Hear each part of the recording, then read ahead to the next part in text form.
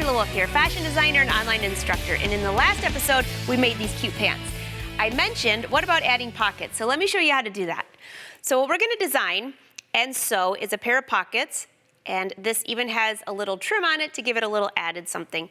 From the inside, you can see this is what it looks like. And let me show you what the pattern looks like. Here's the pocket, and this is the back pocket. So this section here, I already have cut out. It's right here. And then here is the back pocket that will be sewn into place. And I already have that cut out. So you can kind of see this is how it's going to be sewn. But I want to add some of this piping. And you can see this is just another piece of knit that I used. So to add the piping, I cut a piece of knit just right across the fabric. So the stretch is going right with it. It's right on the cross grain. And I'm going to add that into the pants. So let me just show you my pant pattern here, and we'll head over to the sewing machine. So we're going to add that first.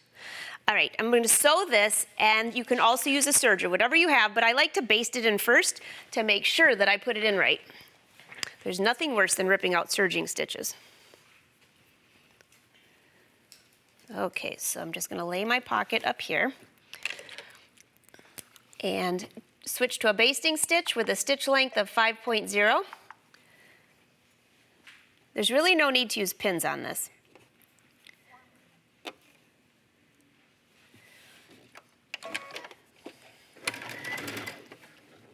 And what I'm doing is I'm stretching this just a little bit.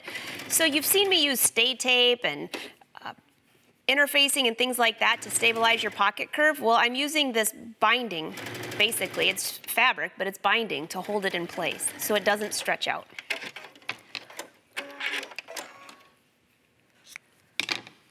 All right, that looks great. You can see that's what it's going to look like. Now let's take our pocket, and we can do this with the serger now. And I'm going to use about 1/4 inch seam allowance. You'll see the basting stitch still.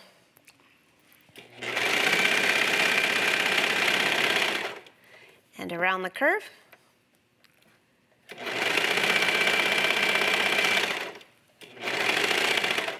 Get my finger out of the way.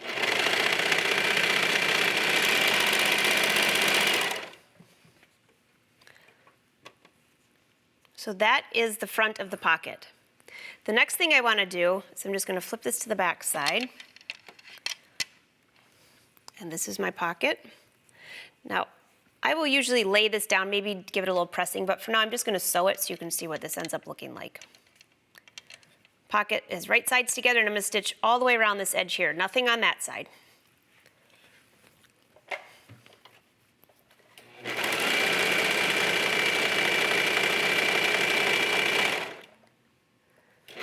There you go. Going around the bottom curve. Again, I'm using a 4-thread overlock stitch because it's a little stronger. Depending on what you put in your pockets, you might need that extra strength in your stitch.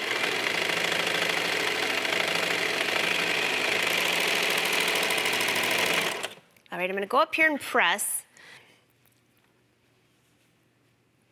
Okay, so I'm going to give my first pocket the outside pocket a little pressing.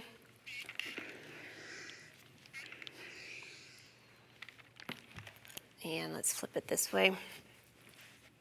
You can see the basting stitch on the back side here.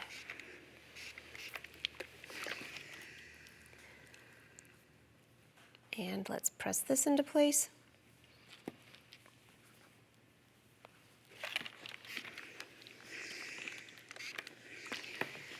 All right, going back to the right side.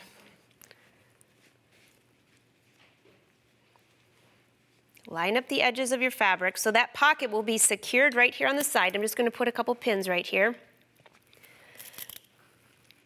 Because before I actually sew the pants together, I'm going to make sure that all of this pocket lays flat. That's really important. A little pressing.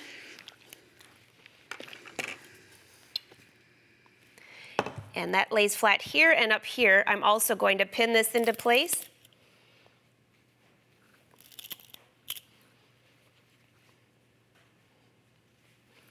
And that I'm going to baste, just with a basting stitch to hold that and hold this. You don't need to watch that live, but the next thing I'm going to do is just pin this pocket closed. And you could do this with a pin, you could also run a basting stitch, but it's real important to keep this closed. So now here's my pant, and this is all ready to sew to the back leg. And you'll do that to both pockets, and you're finished with your pocket.